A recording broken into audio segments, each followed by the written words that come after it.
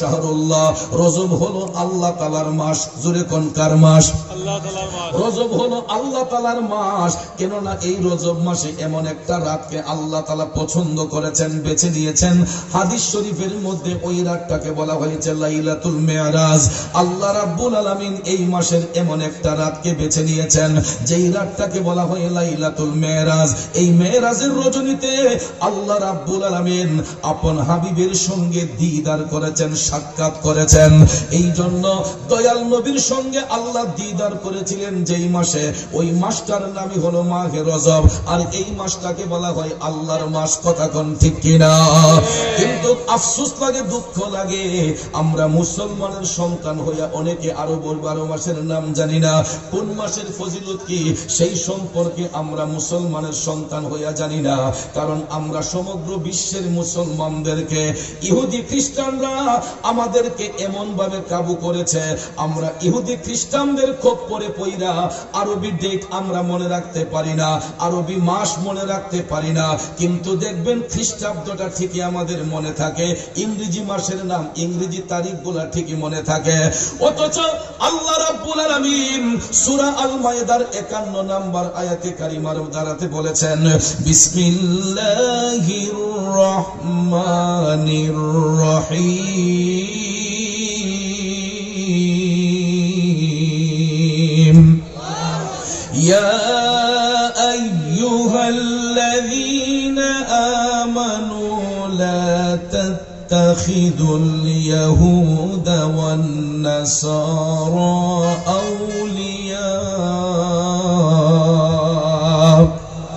আউলিয়া বা'দুহুম আউলিয়া বা'দ। উচ্চস্বরে বলুন ঘোষণাটা কার? আল্লাহ রাব্বুল আলামিন কত মহান, তিনি সমগ্র মানব জাতিকে এই আয়াত দ্বারা ডাকেন নাই। আল্লাহ তাআলা বলেন, ইয়া আইয়ুহাল্লাযীনা আমানু, হে আমার ঈমানদারের দলেরা।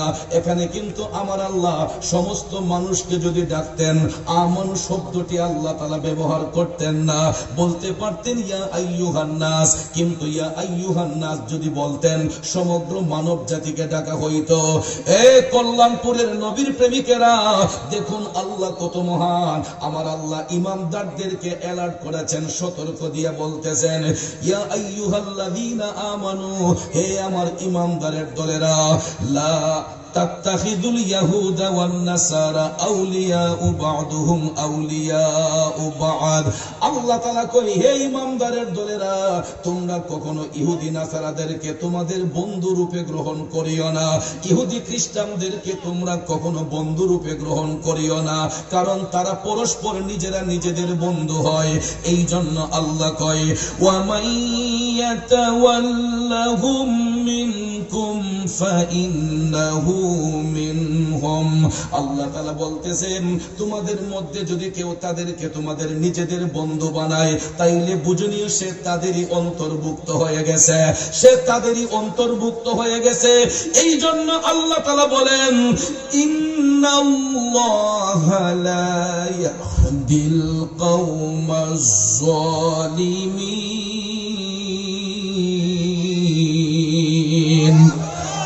নিশ্চয়ই আল্লাহ রাব্বুল আলামিন অত্যাচারী সম্প্রদায়কে, ওই সমস্ত ইহুদি খ্রিস্টানদেরকে কখনো আল্লাহ তাআলা সৎ পথ প্রদর্শন করবেন না, তাদেরকে কখনো আল্লাহ হেদায়েতের রাস্তা দেখাবে না। কারণ এরা অন্ধের মধ্যে নিমজ্জিত থাকবে, এরা সত্য গ্রহণ করবে না। এই জন্য আল্লাহ রাব্বুল আলামিন ঈমানদারদেরকে ডেকে বলেছেন, তোমরা কখনো ইহুদি খ্রিস্টানদেরকে তোমাদের নিজেদের বন্ধু রূপে গ্রহণ করিও না। কিন্তু দেখা যায় আল্লাহ তাআলা এত সুন্দর ঘোষণা দেওয়ার পরেও দাড়ি টুপি জুব্বা কুর্তা লাগাইয়া কিছু কিছু নামদারি তথাকথিত শায়েখ, এরা ইহুদি খ্রিস্টানদের জিম্মার মধ্যে পইরা মুসলমানদেরকে বিশ্বের মধ্যে কলঙ্কিত করতেছে। কথা কোন ঠিক কিনা? এ বন্ধুরা, আমার বাবাজিরা, উচ্চতর ডিগ্রি লাভ করেছে, ডক্টরেট ডিগ্রি অর্জন করেছে, নামের শেষে দেখবেন অনেকের আজহারি লেখা থাকে। তথাকথিত আজহারি গোলা এরা দেখবেন রাসূলুল্লাহর শানে বিয়াদবি করে, আমার নবীকে বলে রাসূল নাকি কাউবয়।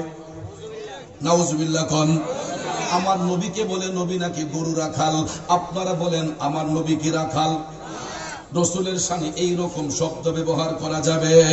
বন্ধুরা আমার, বাবাজিরা, শুধু তাই নয়, ওই সমস্ত তথাকথিত শায়েখগুলা একটা ভুল করলে না হয় ক্ষমা করা যাইত, এরা অহরহ ভুল করতেছে।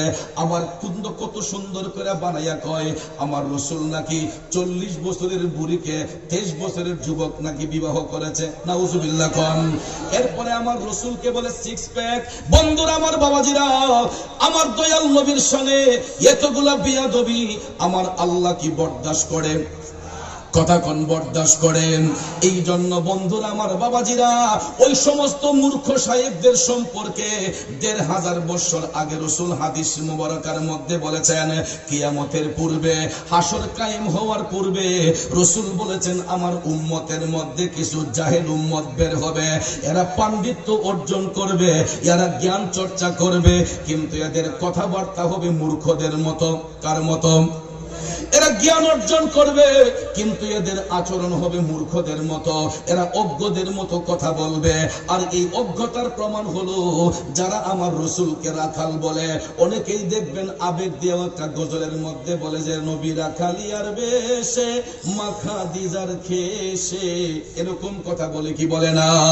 বন্ধুরা আমার, আবেগ দিয়ে কখনো ইসলাম চলবে না। ইসলাম চলবে কোরআন এবং সুন্নাহ দ্বারা। সাধারণ কোন অর্থ, সাধারণ কোন লোক আমার নবীর শানে ব্যবহার করা বিয়াদবি ছাড়া অন্য কিছু নয়। কথা কোন ঠিক কিনা? এই সমস্ত তথাকথিত শায়েখগুলা দেখবেন আমার নবীর নামের আগে কথায় কথায় বিশ্বনবী বিশ্বনবী বলে। কথা কোন ঠিক কিনা? একটা কথা মনে রাখবেন, বিশ্বের একটা সীমারেখা আছে, বিশ্বের একটা মানচিত্র আছে। আমার রাসূল শুধু বিশ্বের নবী নয়, তিনি কুল কায়নাতের রহমত। ওনার উপাধি হলো রহমাতাল লিল আলামিন। আল্লাহ হচ্ছেন রাব্বুল আলামিন, আমার রাসূল হচ্ছেন রহমাতাল লিল আলামিন। বাজানো, আলাম দ্বারা একটা জগৎকে বোঝানো হয়, আর আলামিন এটা বহুবচন শব্দ। আলামিন দ্বারা আল্লাহর কুল কায়নাতকে বোঝানো হয়। কথা কোন ঠিক কিনা? আল্লাহ হচ্ছেন রাব্বুল আলামিন, রাসূল হচ্ছেন রহমাতাল লিল আলামিন। আল্লাহর বেলায় যেমন বহুবচন, আমার নবীর বেলায়ও বহুবচন। আল্লাহর বেলায় যেমন বহুবচন, নবীর বেলায়ও বহুবচন। আল্লাহ হচ্ছেন রাব্বুল আলামিন, গোটা জাহানের পালন কর্তা। আমার রাসূল হচ্ছেন রহমাতাল লিল আলামিন, গোটা জাহানের জন্য রহমত। ওই নবীকে ইজ্জত দিবেন কে? জোরে বলেন, দিছেন কে? এ বাবাজিরা আমার, বন্ধুরা আমার, গভীর মনোযোগ। রাব্বুল আলামিন লিখতে আরবি যতটা অক্ষর লাগে, রাহমাতাল লিল আলামিন লিখতে আরবি ততটা অক্ষর লাগে। মক্কাতুল মুকাররমা লিখতে আরবি যতটা অক্ষর লাগে, মদিনাতুল মুনাওয়ারা লিখতে আরবি ততটা অক্ষর লাগে। লা ইলাহা ইল্লাল্লাহ কালেমা লিখতে আরবি যতটা অক্ষর লাগে, মুহাম্মাদুর রাসূলুল্লাহ লিখতে আরবি ততটা অক্ষর লাগে। মসজিদ লিখতে আরবি যতটা অক্ষর লাগে, মাদ্রাসা লিখতে আরবি ততটা অক্ষর লাগে। তাইলে নামের সাথে নাম মিলাইয়া আপন হাবিবকে ইজ্জত দিছে কে? আরো জোরে কোন কে? দুনিয়ার মোল্লা মুন্সি ইজ্জত দিলেই কি না দিলেই কি, আমার আল্লাহ তাআলা ডাক দিয়া কয় হাবিব ওয়া রাফা'না লাকা যিকরাক। আল্লাহ কয় বন্ধু, আপনার ইজ্জত, আপনার প্রশংসা আমি আল্লাহ বাড়াইয়া দিছি। কথা কোন ঠিক কিনা? এই জন্য শায়ের বলেছেন, রাসূল আমরা তোমায় না চিনিলে তোমার কি আসে যায়, মোরা তোমায় না চিনিলে তোমার কি আসে যায়। দোনো জাহান নবীজির নূরে কদমে ঝুকায়, দোনো জাহান নবীজির নূরে কদমে ঝুকায়। খারাপ লাগতেছে জগতের বন্ধুরা রে,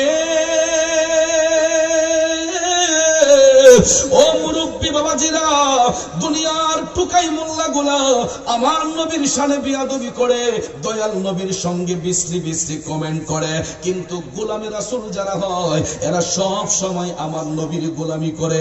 আর দুনিয়ার মোল্লা মুন্সিগুলা নবীর ইজ্জত কমাইবার সাধ্য নাই, বাড়াইবার সাধ্য নাই।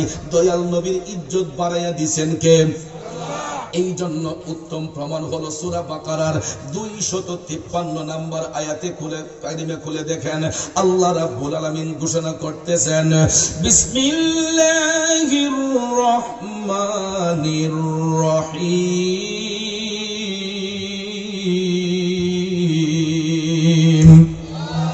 তিলকার রুসুলু ফাদ্দালনা বা'দাহুম আলা বা'দিন মিনহুম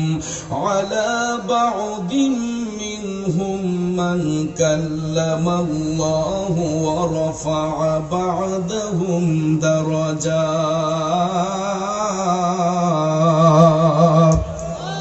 ঘোষণাকার আল্লাহ তাআলা বলেন, এ রাসূলগণ, তাদের একজনের চেয়ে আরেকজনকে মর্যাদান্বিত করা হয়েছে। নবী রাসূলের মধ্যে এমন কেউ রয়েছেন যার সঙ্গে আমার আল্লাহ কথা বলেছেন। শুধু তাই নয়, তাদের মধ্যে এমন রাসূল রয়েছেন যাকে আমার আল্লাহ উচ্চ মর্যাদায় উন্নীত করেছেন। এ যুবক বন্ধুরা, এটা হলো আয়াতে পাকের সরল তর্জমা। আসুন এই আয়াতে কারিমার তাফসীরের দিকে নজর করি। তাফসীরে রুহুল বয়ানে এই আয়াতে কারিমার তাফসীর করতে গিয়ে বলেছে যে নবী রাসূলের মধ্যে কেউ হয়েছেন কালিমুল্লাহ, কেউ হয়েছেন খালিলুল্লাহ, কেউ হয়েছেন রুহুল্লাহ, কেউ হয়েছেন জাবিউল্লাহ। আমাদের নবী হয়েছেন হাবিবুল্লাহ। সুবহানাল্লাহ। বাবাজিরা আমার, কালিমুল্লাহ শব্দের অর্থ আল্লাহর বন্ধু, খালিলুল্লাহ শব্দের অর্থ আল্লাহর বন্ধু, রুহুল্লাহ শব্দের অর্থ আল্লাহর বন্ধু, জাবিউল্লাহ শব্দের অর্থ আল্লাহর বন্ধু, হাবিবুল্লাহ শব্দের অর্থ আল্লাহর বন্ধু। প্রত্যেকটা শব্দের একটাই অর্থ হলো আল্লাহর বন্ধু। এখন আপনারা বলেন, সব বন্ধু কি এক সমান? বন্ধু বন্ধুর মধ্যে ডিসটেন্স আছে না নাই? এক্সাম্পল, স্কুল কলেজ ইউনিভার্সিটির মধ্যে দেখবেন শিক্ষকের অভাব নাই। সব শিক্ষক সম্মানের অধিকারী।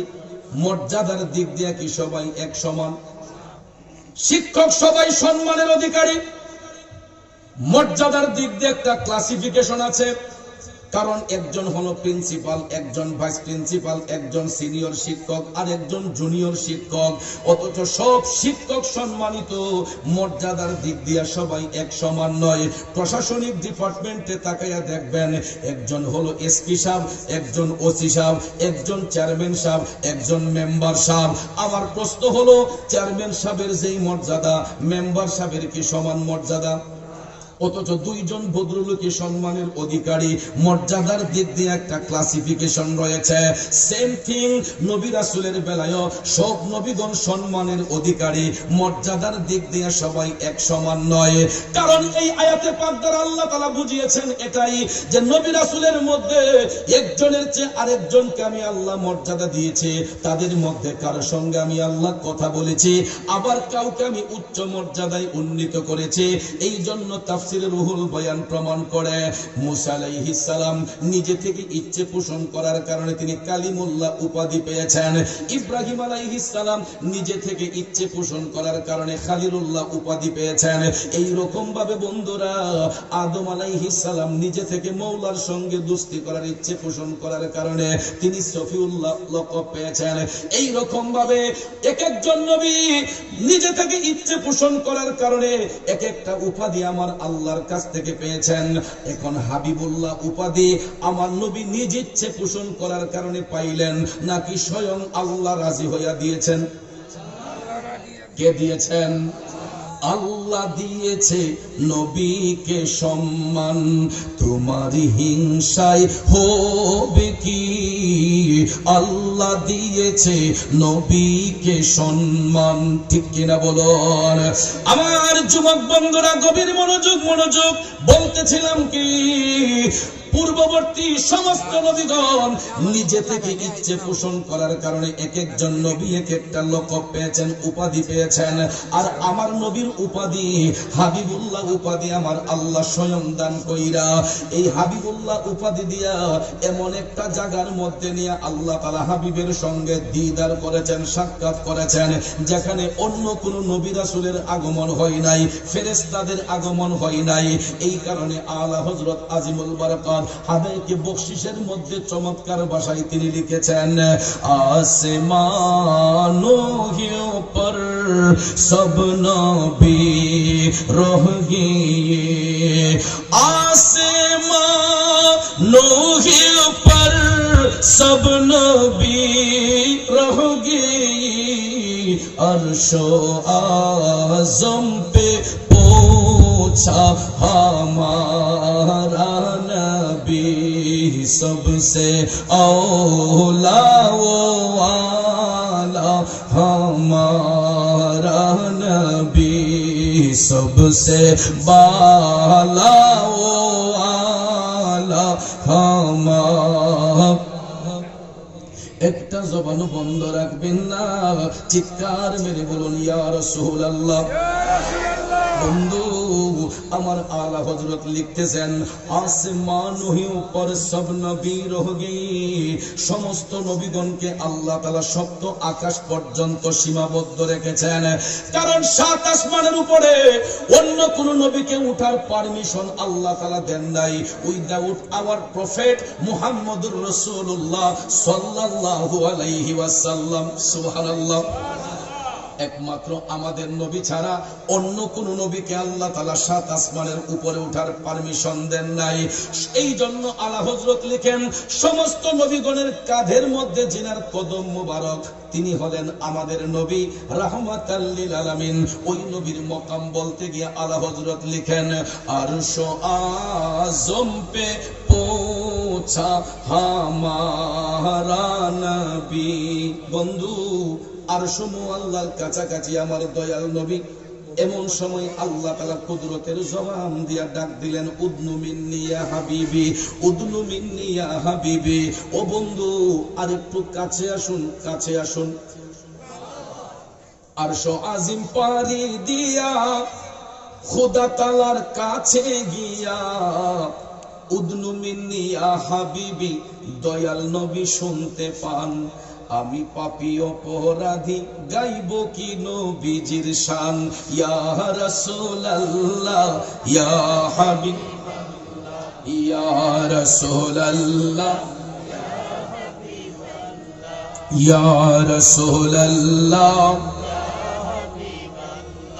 রজবেরি 27 তারিখ দয়াল নবী মেরাজে যান, আমি পাপী অপরাধী গাইব কি নবীজির শান। ইয়া রাসূলুল্লাহ, সবাই একটু আগে যান। ইয়া রাসূলুল্লাহ, আমার ডান পাশে আপনাদের বাম পাশে খালি আছে, এদিকে বসে যান। ইয়া রাসূলুল্লাহ ইয়া হাবিবাল্লাহ, ইয়া রাসূলুল্লাহ ইয়া হাবিব। আমার যুবক বন্ধুরা, বাবাজিরা, গভীর মনোযোগ। আরশ মুআল্লার কাছাকাছি মদিনার কামলিওয়ালা নবীজি, আল্লাহ তাআলা ডাক দিয়া কয়, হাবিব ও বন্ধু আর একটু কাছে আসুন, কাছে আসুন। এমন সময় দেখা যায় আমার দয়াল নবীর পাও মুবারকের মধ্যে জুতা মুবারক ছিল। জুতা মুবারক খুলিয়া দয়াল নবী আমার আল্লাহর আরশের মধ্যে উঠতে চাইলেন। আল্লাহ তাআলা ডাক দিয়া কয়, বন্ধু ও হাবিব, কেন আপনার জুতা রেখে আমার আরশে উঠতেছে? দেখেন মেহমানের ইজ্জত, মেজবানে মেহমানের ইজ্জত কেমনে দেয়। কারণ আমরা বড়ই ভাগ্যবান, মুদের রাসূল আল্লাহর মেহমান, ঠিক কিনা বাবাজিরা আমার? সেখান থেকে আমরা শিক্ষা নিয়েছি।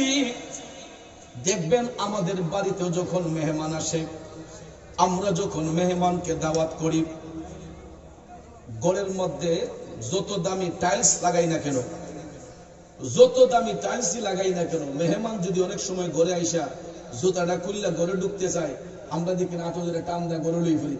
আরে ভাই জুতা খুলো না, ট্রাই ফেলেন, ঠিক না বেঠিক? আরে জুতা খুলো না, ট্রাই ফেলেন। ও দুলা লাগবে, লাগছে পরে বুঝবেন, আই পড়েন। এটা মেহমানের ইজ্জত, কথা কোন ঠিক কিনা? মনোযোগ। আমার দয়াল নবীজি আরশ মুআল্লার কাছাকাছি। আল্লাহ তাআলা বলেন, হাবিব আরেকটু উপরে উঠুন, আরেকটু সামনে আসুন, আরেকটু উঠুন। ভাইয়েরা আমার, বন্ধুরা আমার, দয়াল নবী আরশের মধ্যে উঠবেন, জুতা মুবারক খুইলা আমার নবী উঠতে চাইলেন। আল্লাহ তাআলা ডাক দিয়ে কয়, হাবিব গো, কেন আপনার জুতা রেখে আমার আরশে উঠতেছেন? আমার দয়াল নবী ডাক দিয়া কয়, আল্লাহ, কেমনে আমি আপনার মহান আরশের জুতা নিয়ে উঠি?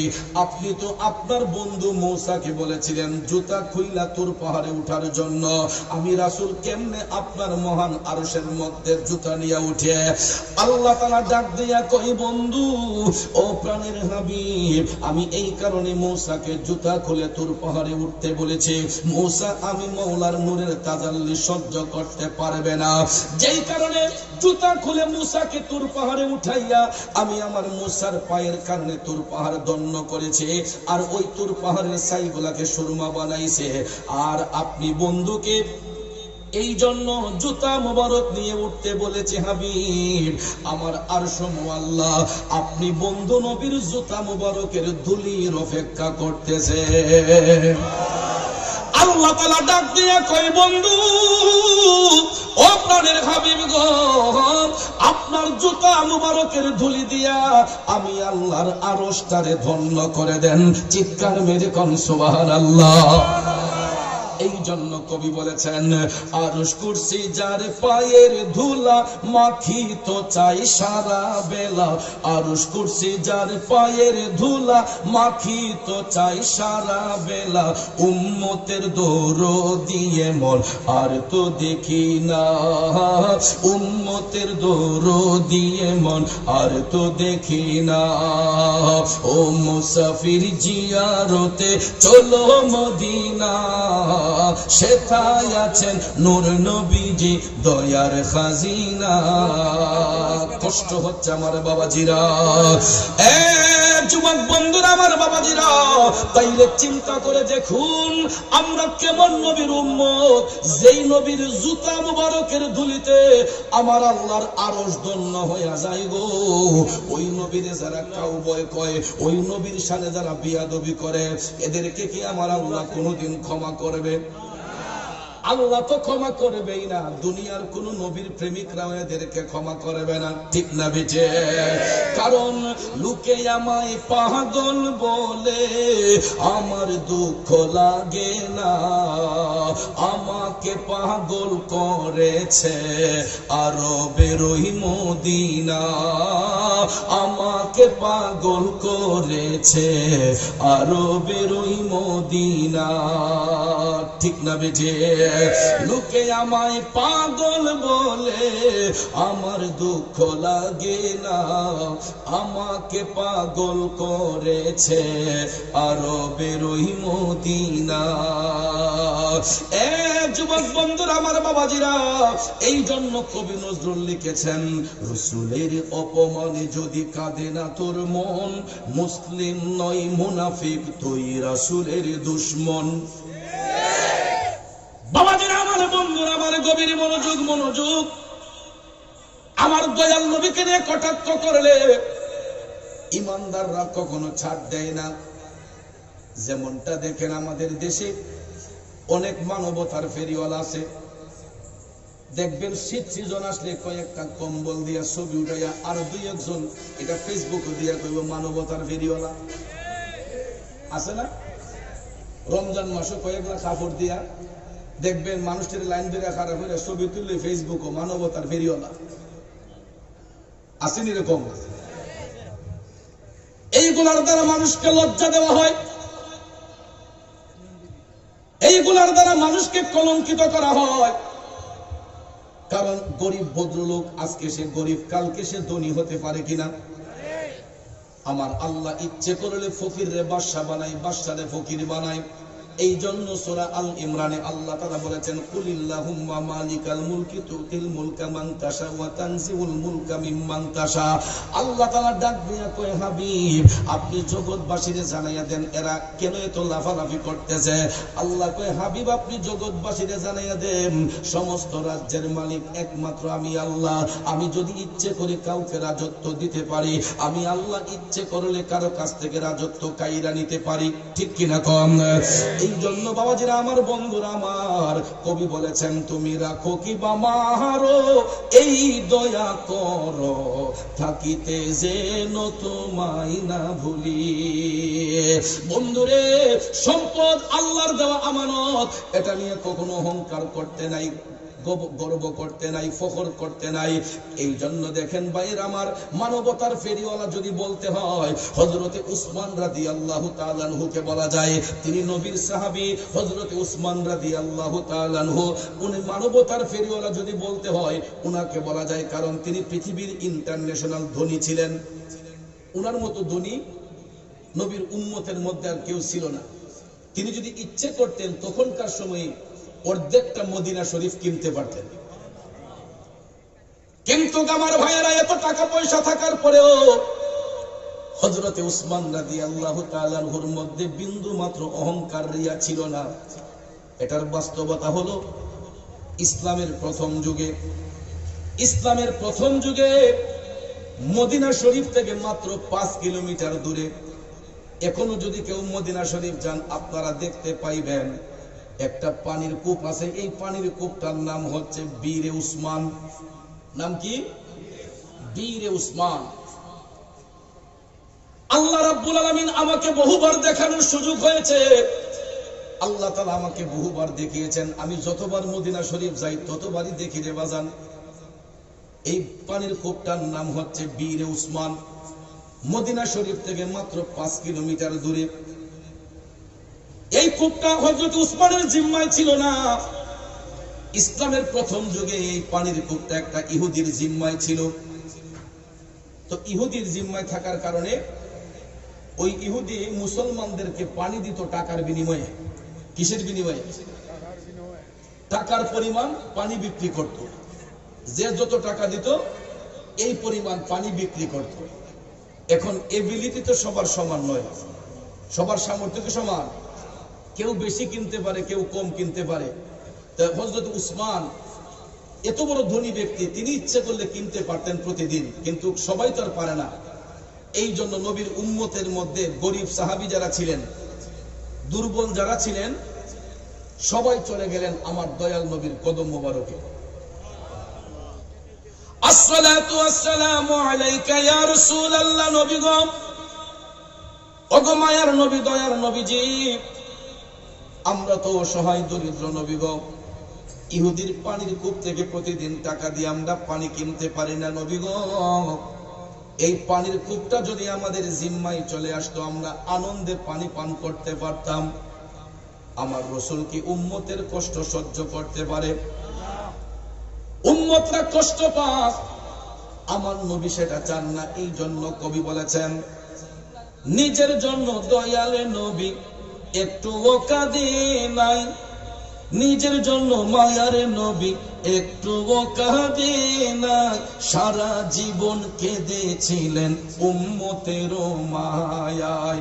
এখনো কাঁদেন নবী, এখনো কাঁদেন নবী সোনার মদিনায়। যেজন হবে আপনা সেই তো মদিনা, যেজন হবে আপনা সেই তো মদিনা। ঠিক কিনা বলো? সাহাবায়ে কেরাম ডাক দিয়ে কয়, নবী গো, আমরা প্রতিদিন টাকা দিয়ে পানি কিনতে পারি না। ইয়া রাসূলুল্লাহ, পানি যদি না পান করি আমরা তো বাঁচবো না। আমার দয়াল নবী উম্মতের চোখের পানি দেখা সহ্য করতে পারলেন না।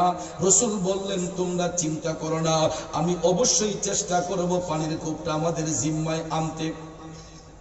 সাহাবায়ে কেরামকে সান্ত্বনা দিয়া মদিনার কামলিওয়ালা নবী হেঁটে হেঁটে চলে গেলেন সেই ইহুদির বাড়িতে।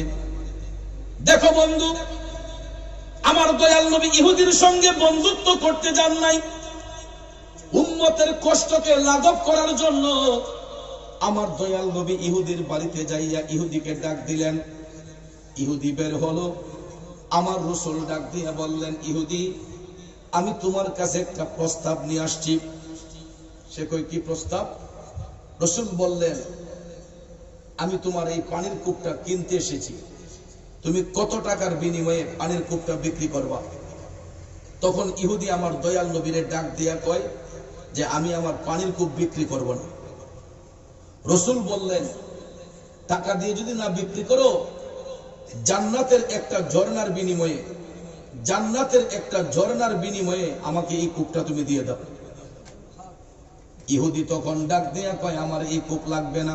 জোরে কোন নাউজুবিল্লাহ। ইহুদি ডাক দিয়া কয়, আমার নবীরে কয়, জান্নাতের ঝর্ণা কখন পাইবো? এটার তো কোনো স্টেশন নাই। আমি এই পানির কূপ দিয়ে পানি বিক্রি কইরা কিছু টাকা ইনকাম করি, আমার কূপ আমার কাছেই থাকুক, আমি আমার পানির কূপ কখনো বিক্রি করব না। আপনারা চিন্তা করেন, দুজাহানের বাদশা নবী, কুল কায়নাতের বাদশা নবী ইহুদির কাছে গিয়া এই পানির কূপটা উম্মতের দরদির জন্য উম্মতের দরদি হয়ে আবদার করেছেন। দয়াল নবীকে ইহুদি ডাইরেক্ট না করছে। আমার রাসূল যদি ইচ্ছে করতেন, মুহূর্তের মধ্যে পানির কূপটা ধূলিসাৎ করে দিতে পারতেন কিনা? এখানে রাসূল উম্মতকে একটা শিক্ষা দিয়েছেন। এই জায়গা থেকে রাসূল উম্মতকে একটা শিক্ষা দিয়েছেন যে ইসলাম মারামারির ধর্ম না, কাটাকাটির ধর্ম না। জিনিসটা ইহুদির জিম্মায়, সে যদি স্বেচ্ছায় না দেয়, জোর কইরা তার জিনিস আনা যাবে না। কিন্তু আমরা দেখবেন ক্ষমতার অপব্যবহার করিয়া জোরপূর্বক অনেকের জিনিস আমরা ছিনাই আনি। অনেক সময় দেখবেন ধমক দিয়া নিয়ে আসি। কথা কোন আনি কিনা? একটা কথা মনে রাখবেন, মন ভাঙ্গে না মসজিদ ভাঙ্গে, ভাঙ্গে আমার আল্লাহর ঘর, ভাঙ্গে আমার আল্লাহর ঘর। মন মন্দিরে আল্লাহর বাড়ি, ব্যথা দিস না তার ভিতর। ঠিক না ঠিক? আমার রাসূলের শিক্ষা, মানুষের দিলের মধ্যে আঘাত দিলে ওই ব্যক্তি যতক্ষণ ক্ষমা না দিবে, আল্লাহও ক্ষমা দিবে না। কিন্তু ভাইয়ার আমার, নামাজ পড়ি, রোজা রাখি, এটার কোনো গ্যারান্টি আসেনি। আল্লাহ চাইলে কবুল করতে পারে, আল্লাহ চাইলে কবুল নাও করতে পারে। এই জন্য নামাজ পড়া, রোজা রাখা আরেকজনের দিলের মধ্যে আঘাত দিলে এই নামাজ রোজা বিফলে চলে যাবে। যতক্ষণ ওই ব্যক্তি ক্ষমা না দিবে, আল্লাহ তাআলাও তারে ক্ষমা দিবে না।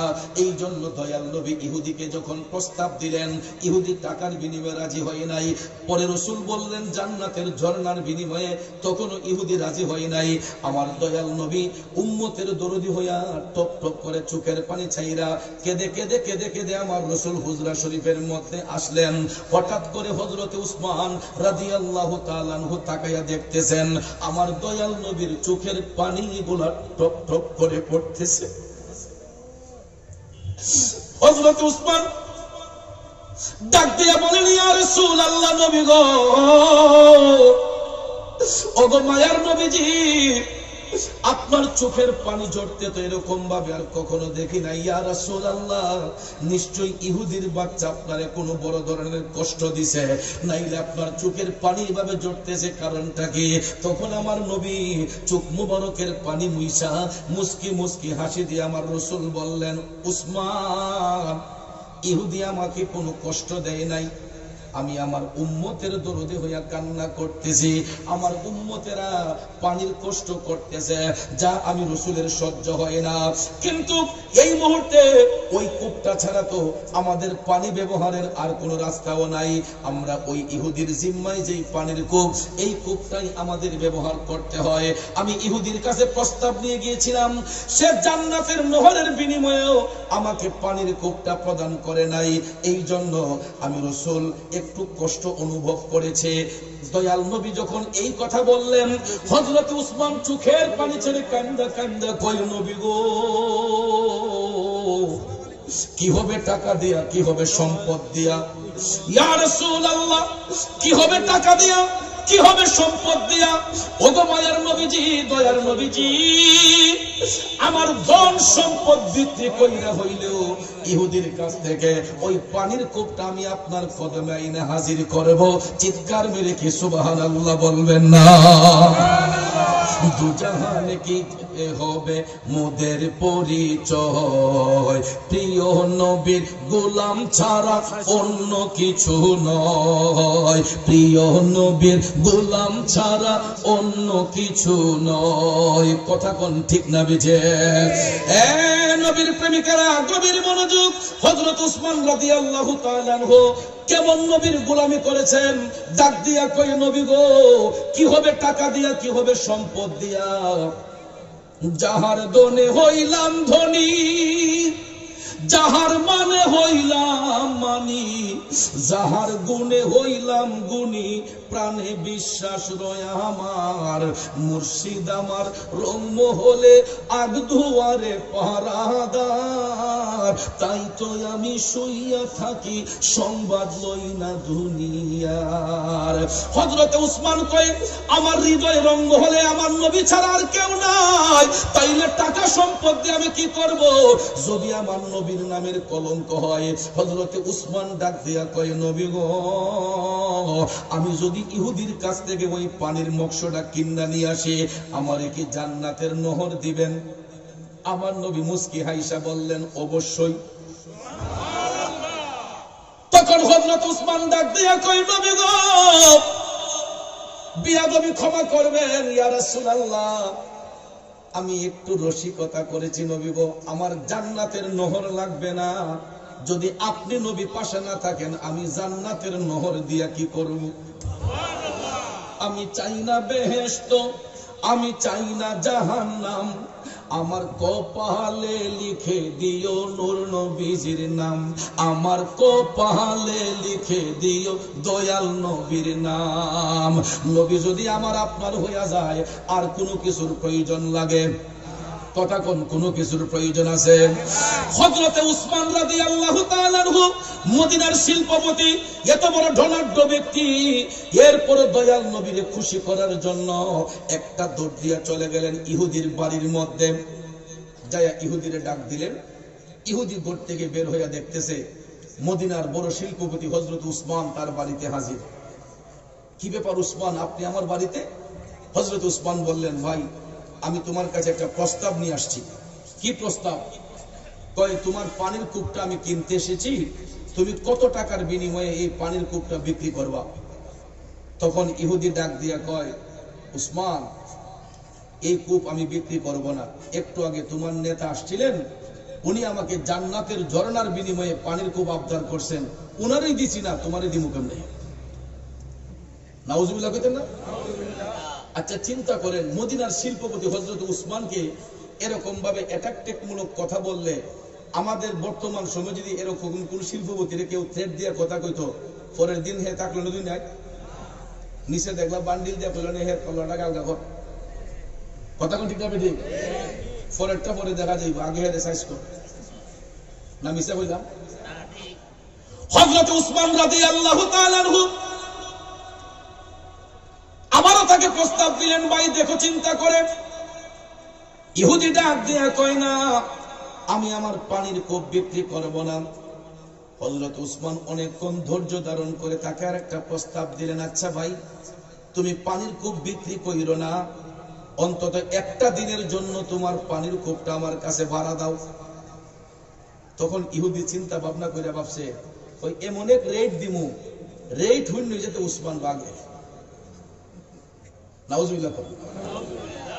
কারণ জিনিস যদি না দেওয়ার হয়, না বেচনে লাগে, তাহলে দেখবেন অনেকে কিনতে চাইলে এমন দাম হয় যাতে দাম অন্য মানুষ দইরা যায় না, যদি না দেওয়ার ইচ্ছা থাকে। কথা কোন ঠিক না? তখন ইহুদি কয়, উসমান, আমার তো ভাড়া লাগবে বেশি, এই টাকা দিয়ে আপনি নিলে তো আপনার ব্যবসা লস হবে। নাউজুবিল্লাহ। ইহুদি মনে করছে হযরত উসমান মনে হয় পানির ব্যবসা করার জন্য, মুসলমানদের কাছে পানি বিক্রি করার জন্য একদিনের জন্য ভাড়া চাইছেন। আসলে কি তাই? মানবতার ফেরিওয়ালা কারে কয়? হযরত উসমান বলেন, ঠিক আছে, আমার লাভ লস পরে হবে, আগে বলো তুমি কত টাকা দিয়ে একদিনের জন্য তোমার পানির মগশটা ভাড়া দিবা, পানির কূপটা ভাড়া দিবা? ইহুদি কয়, উসমান, একদিনের জন্য ভাড়া নিলেও আমাকে 1500 দিনার দিতে হবে। তখনকার সময়ের 1500 দিনার বর্তমান সময়ের কত 100 কোটি টাকা হইতে পারে, একটু চিন্তা কইরা দেখেন। মদিনার শিল্পপতি হযরত উসমান একটু পিছপা হন নাই।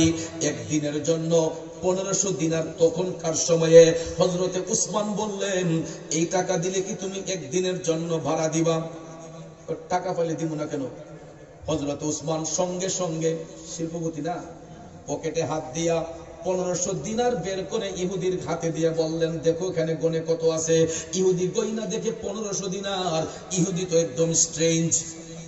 হাই সুবহানাল্লাহ, ওই এত টাকা দিয়ে উসমান পানির কূপটা ভাড়া নিব, তার তো লজ্জা ছাড়ার কিছু নেই। আউযুবিল্লাহ বল। হযরত উসমান কয় টাকা ঠিক আছে, কয় হ্যাঁ, এখন তো ভাড়া দিতে বাধ্য, ঠিক কিনা? একদিনের জন্য হযরত উসমান পানির কূপটা ভাড়া করলেন। দেখেন ইসলাম কারে কয় আর মানবতার ফেরিওয়ালা কারে কয়। হযরত উসমান একদিনের জন্য পানির কূপটা ভাড়া কইরা এই কূপের পারে দাঁড়াইয়া হযরত উসমান মদিনাবাসী মুসলমানদেরকে ডেকে বলতেছেন, মদিনাবাসী মুসলমান ভাইরা রে, ও মদিনাবাসী মুসলমান ভাইরা, তোমরা কে কোথায় আসো, আসো রে, সবাই আসো। আজকের এই দিনে এই পানির কূপটা তোমাদের জন্য উন্মুক্ত। কাউকে কোনো টাকা পয়সা দিতে হবে না, বিনা টাকায় আজকে তোমরা এখান থেকে পানি নিতে পারবা। তোমাদের কোনো পারিশ্রমিক দিতে হবে না, টাকা দিতে হবে না, স্বেচ্ছায় তোমরা আজকে পানি নিতে থাকো, যার যতটুক পানির প্রয়োজন। মাগনা পাইলে কোনো বেড়াইতে সারে, মাগনা পাইলে সারে নিজে।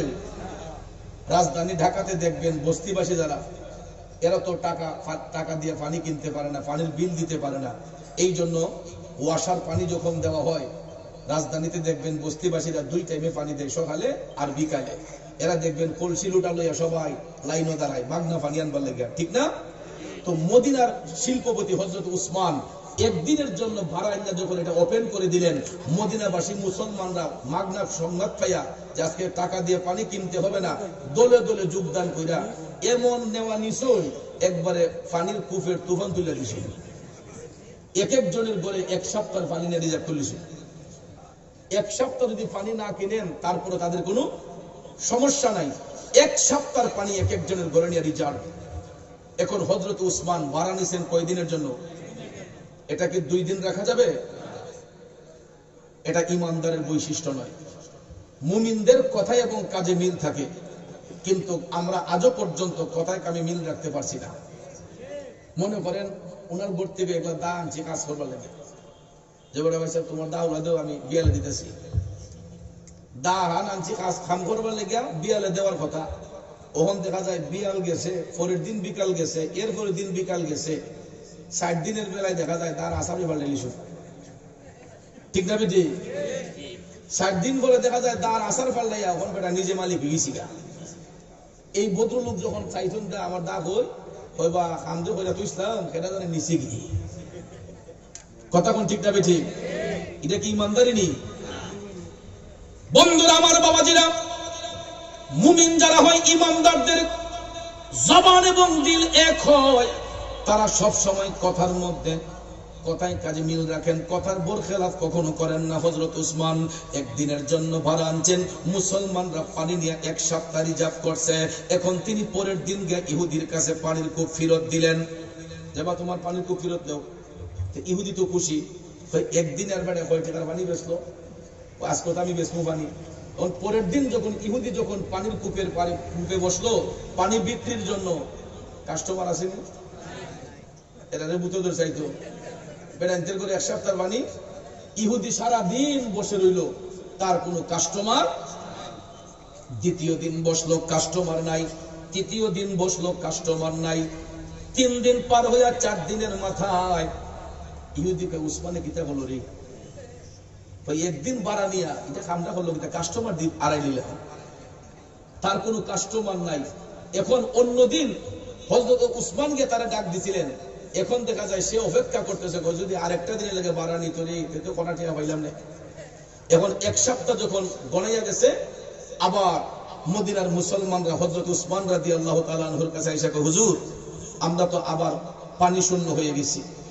উসমান বলতেছেন, আমার পুরো সম্পদ যদি বিক্রি করতে হয় আমি সম্পদ বিক্রি করে দেব, তারপর আমার মুসলমান ভাইদেরকে পানির কষ্ট করতে দেব না।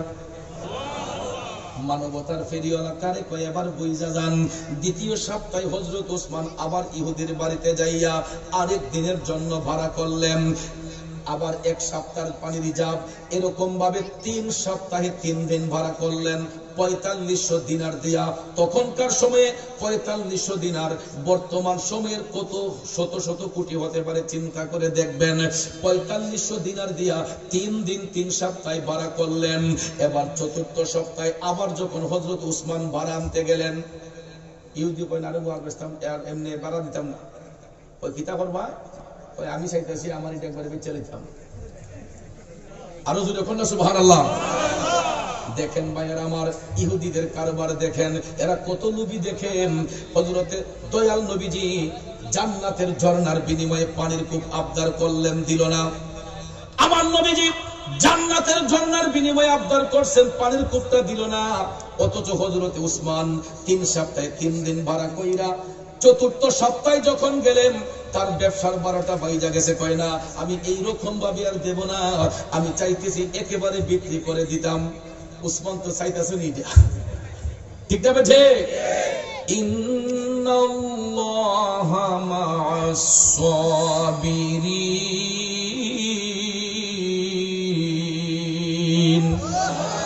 আমার আল্লাহ বলেন, নিশ্চয়ই আমি সবরকারীর অন্তর্ভুক্ত।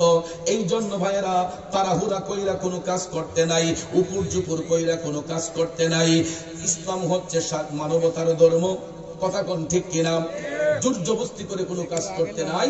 হযরতে উসমান 15,000 দিনার দিয়া ইহুদির কাছ থেকে পানির কূপটা কিনিয়া, আমাদের নকশবন্দি আসছে নাকি? নারায়ে তাকবীর, নারায়ে রিসালাত। সরাসরি স্টেজে নিয়ে আসেন। নারায়ে তাকবীর, নারায়ে রিসালাত। প্রধান অতিথির আগমন, প্রধান অতিথির আগমন। আমরা সকলে বলি মারহাবা। আমার ভাই, আমার সহযোদ্ধা মুফাসসিরে কোরআন আল্লামা হাসানুর রহমান হুসাইন নকশবন্দি আমাদের মধ্যে চলে এসেছেন। অল্প কিছুক্ষণের মধ্যেই উনি সরাসরি স্টেজে চলে আসবেন। আমরা সকলে বলি মারহাবা, আরো সকলে বলি মারহাবা। একটু দুরূদ শরীফ পড়ি। আল্লাহুম্মা সাল্লি আলা সাইয়্যিদিনা মুহাম্মাদ নাবি শাফি মাওলানা মাহাদ নাবি শাফি মাওলানা